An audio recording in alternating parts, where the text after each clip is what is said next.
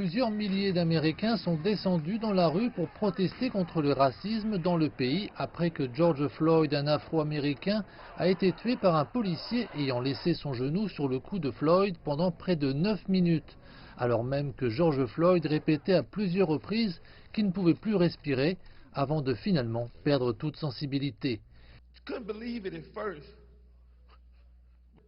Une vidéo de l'incident a été rendue publique. Les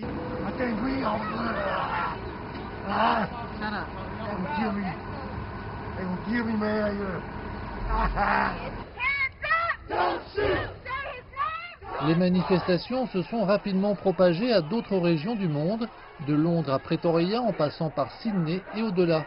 Le 17 juin 2020, quelques semaines après la mort de George Floyd, le Conseil des droits de l'homme des Nations Unies a tenu un débat d'urgence au siège européen de l'ONU à Genève sur la brutalité policière et le racisme systémique aux États-Unis.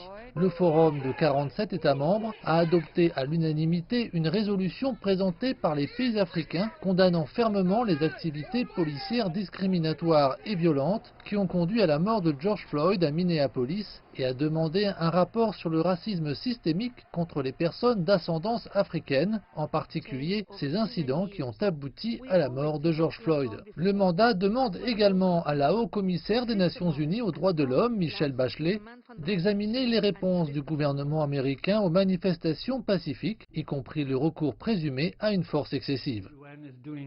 Je pense que l'ONU fait ce qu'elle peut dans cet environnement politique. Il y aura toujours des critiques. Quand j'ai vu d'autres critiques des États-Unis sur le Conseil des droits de l'homme, ils ont affirmé qu'Israël était maltraité.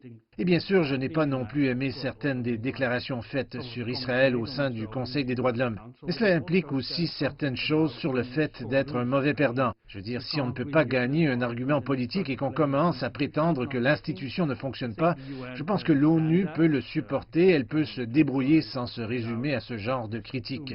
C'est un organe politique. La politique joue toujours un rôle, et ce sera le cas. Alors qu'on ne s'inquiète pas que l'ONU continue simplement son bon travail.